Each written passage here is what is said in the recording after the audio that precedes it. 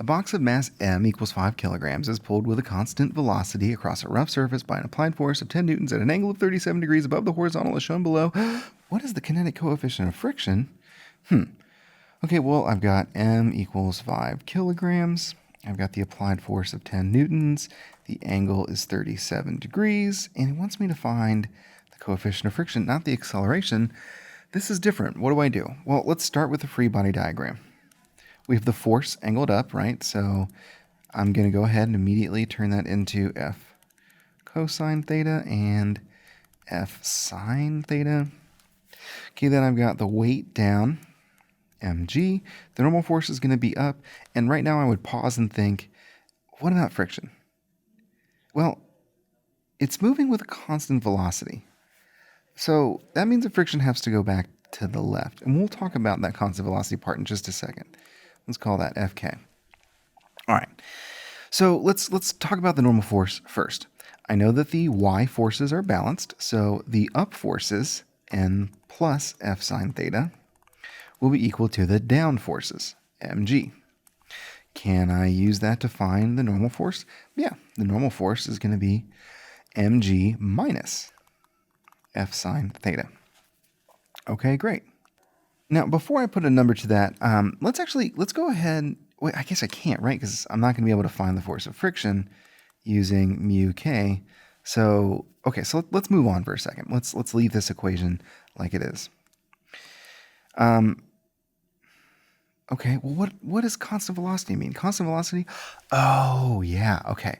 So constant velocity tells me that this F cosine theta is balanced by friction, that they add up to 0. They're equal to each other. So now I know that friction, I guess I could write it like this, F cosine theta, positive, is equal to F cosine theta. Friction is equal to F cosine theta. Well, whoop-de-frickin' do. What do I need to do with this information to find the coefficient of friction? Well, if I use this equation and rearrange it for mu, right, divide both sides by the normal force, then now I know that the coefficient of friction, mu, is equal to friction divided by the normal force. Well, I know friction is F cosine theta, right? So I could say F cosine theta is on top. And the normal force is mg minus F sine theta. So all I have to do is plug the numbers in. F is 10 newtons, cosine of 37 degrees.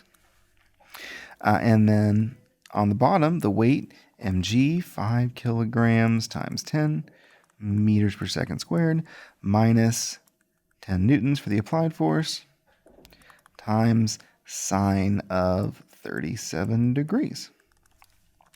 Okay, well, 10 cosine of 37 is 8. I'll put that on top. And 5 times 10 is 50, minus 10 times sine of 37 is going to give me 44.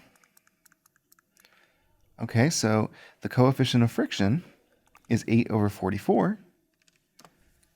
The newtons cancel out, and this gives me 0.18. So that's how we find the coefficient of friction in this problem.